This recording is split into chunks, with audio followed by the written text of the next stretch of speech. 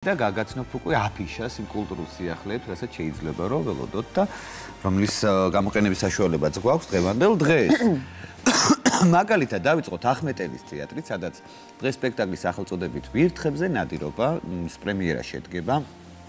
წარმოდგენა პეტე ტურინის ამავე სახელწოდების პიესის მიხედვით რეჟისორმა ირაკლი გოგიამ დადგა და ესა დადგმა იმაზე თუ როგორ შეუძლია სიტყვას სხეულსა და ურთიერთობას გადაარჩინოს ის რაც ფულით არ იყიდება. ადამიანურ სიღრმეებზე და ურთიერთობებზე საუბარი ახმეტელის თეატრში პრემიერა დღეს საღამოს 8 საათზე შედგება. მოდით შევთავაზოთ მოზარდ მაყურებელთა თეატრის აფიშად ჩვენს მაყურებლებს მენელებს და ჩვენს ლაშას დღეს 12 საათზე სპექტაკლის სახელწოდებით ცისფერი ირემი გადამაჯდება. არჩილ სულაკაურის ზღაპრული მოთხრობა ცისფერი ირემი სიკეთისა და ბოროტების მარადილ ბრძოლაზეა აგებული.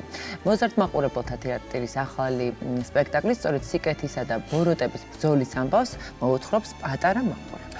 კი ბატონო, ვისაუბროთ თავისუფალ თეატრზე, როგორც ჩვენი ლაშა გვესაუბრება ხოლმე, ხლა ვისაუბროთ თავისუფალ თეატრზე, სადაც სპექტაკლი ჯინსების თაობა გელოდებათ, ეს არის ამბავი თვითმფრინავის ბიჭების რეალურ ისტორიაზე. აღსანიშნავია, რომ ჯინსების თაობა ამავე თეატრის ლეგენდად ქცეული სპექტაკლია, რომელიც უკვე 15 წელზე მეტია, ყოველთვის სრული ანშლაგით მიმდინარეობს თავისუფალი თეატრის სცენაზე.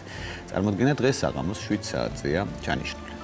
რუსთავის თეატრში კი დღეს კომედიის თეატრალური ფესტივალის ფარგლებში მარჯანიშვილის თეატრის სპექტაკლი თამაშობთ ვოდებილს გათამაშდება. წარმოდგენა დღეს რუსთავის თეატრში 20 საათზეა ჩანიშნული.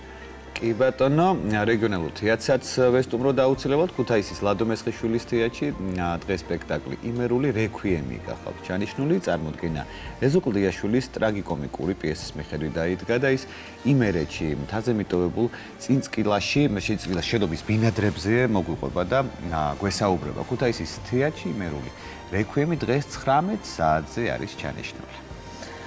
ესეც ამბები კულტურული ღონისძიებების შესახებ